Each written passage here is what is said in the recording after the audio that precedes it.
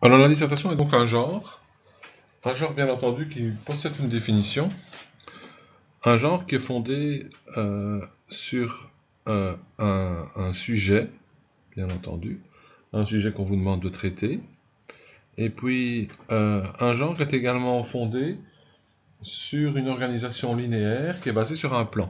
Donc il va falloir choisir un plan pour organiser votre dissertation.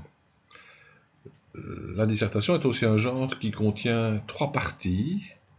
L'introduction, le développement qu'on appelle aussi corps, et puis la conclusion.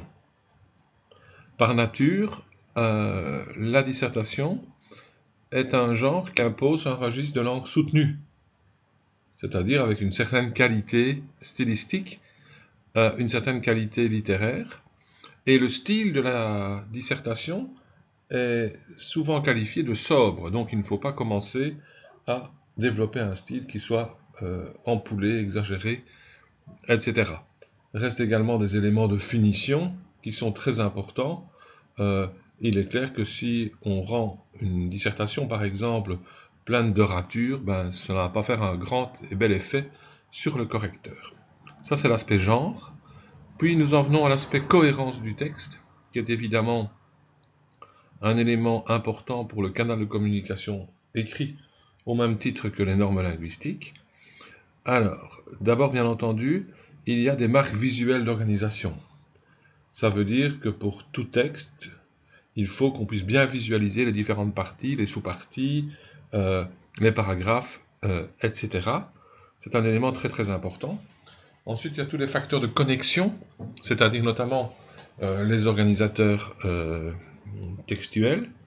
Puis, il y a bien entendu la manière d'organiser les différents paragraphes. On ne met pas les paragraphes n'importe comment, on ne les organise pas n'importe comment.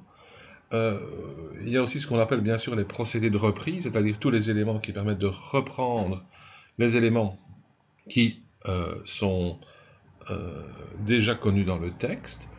Il y a aussi un système énonciatif qui peut être historique ou de discours et qui peut aussi, parfois aussi être mixte dans le cas des dissertations. Très important aussi d'envisager tout ce qui est les liaisons sémantiques, donc tous les éléments qui permettent d'unir entre eux les paragraphes, les phrases, les propositions, etc.